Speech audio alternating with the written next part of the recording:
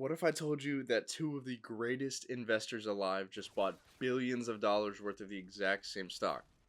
Warren Buffett, the Oracle of Omaha, some people know him as, is the king of long term value investing, and his company has averaged about 20% every single year since 1965. And then there's Michael Burry. He's known for shorting the housing market and making billions practically overnight, as well as constantly moving his money around to the point where a lot of investors don't even weigh his holdings that heavily since they can be completely flipped by the time the next 13F filing comes out.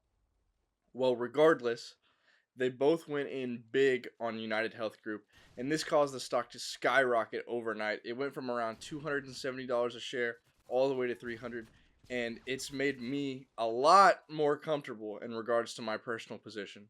Sorry, Daniel's Viz.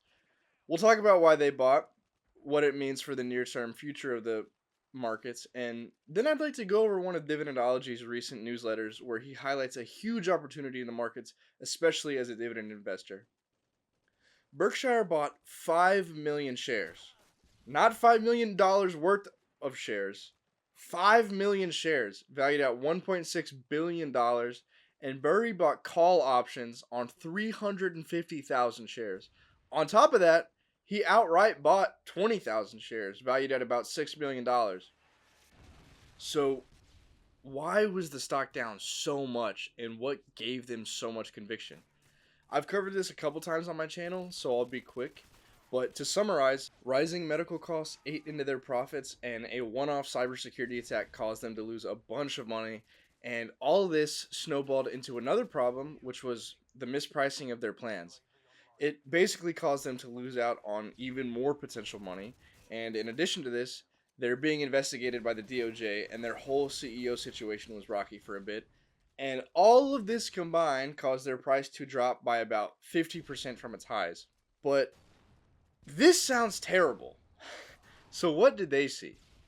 Well, for Buffett, this is a traditional investment for him, a recession-resilient healthcare giant that's just having a hard time in the short term. They likely see this as just noise. Realistically, a company of this size already knows what it should be doing and is on track towards that goal. When it comes to Burry, it's probably more so a turnaround play. If you take into account Trump's executive order to lower the cost of prescription drugs, this could cause their cash flow and stock price to skyrocket very quickly in a very short amount of time. Regardless of their thesis, this is huge for UNH. Both are betting extremely big. While Burry might not be able to bet $1 billion worth like Buffett, he has taken on enormous leverage and risk with options. This also likely means that if the stock continues down, they'll probably continue to buy more shares, which will further help the stock.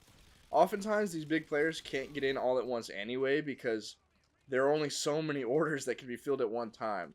Not everyone may be willing to sell at 250, but maybe some of the people that held out will sell at 240 and so on.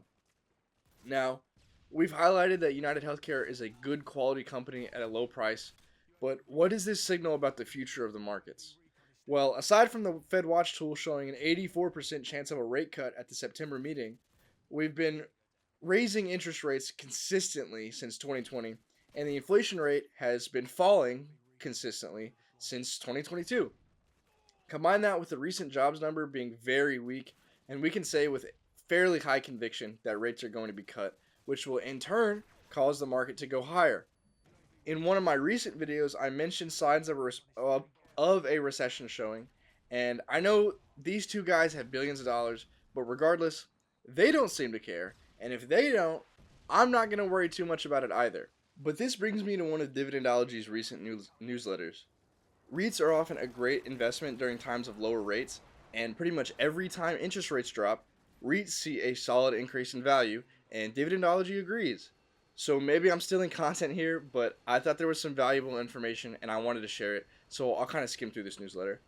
But according to Dividendology, REITs have seen double-digit returns for the past 3 decades with an average of 12.4%, which is really good. The S&P only averages about 8%, and as you can see during the 2020s, REITs really haven't been doing so well, and their valuations are just in the toilet.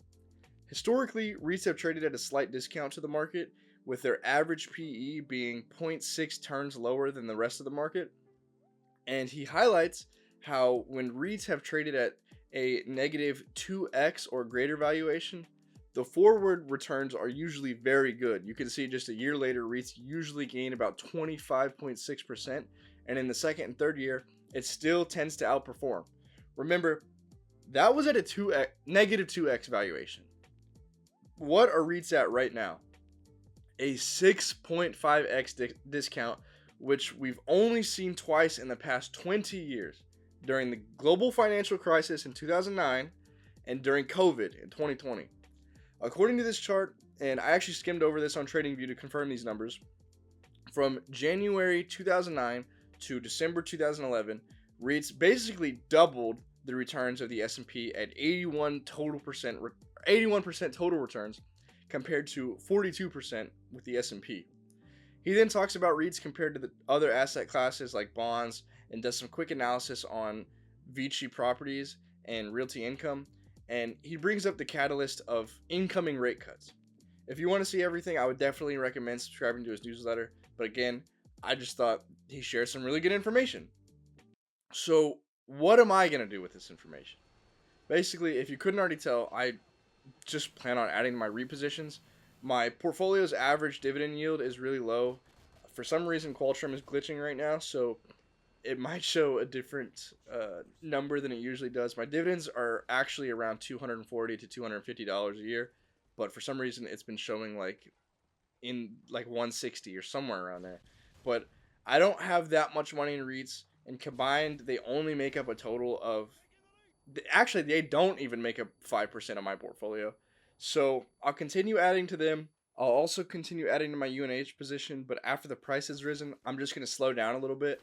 I really wish I could have gotten in a lot more at around 250, 260, but life goes on. So I originally had planned to put about 70% of my next paycheck into UNH and 30 into REITs, but now after this price jump, I'm sitting a bit closer to 50-50. I still am bullish on Novo Nordisk, and I will continue adding to my position at some point. But again, if the cost of prescription drugs goes down, they won't really make as much money.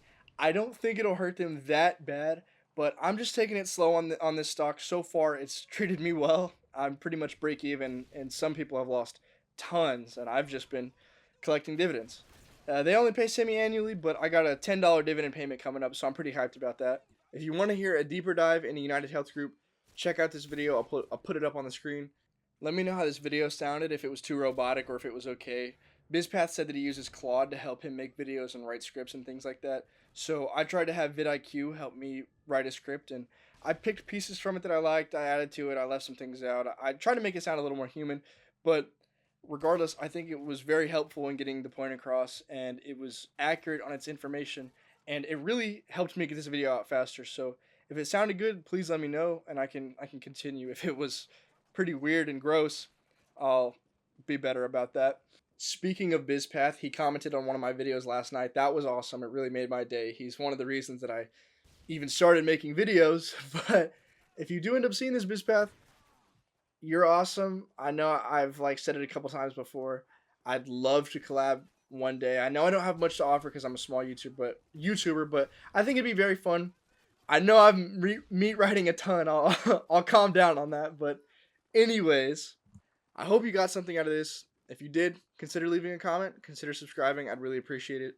Good luck on your investing journey.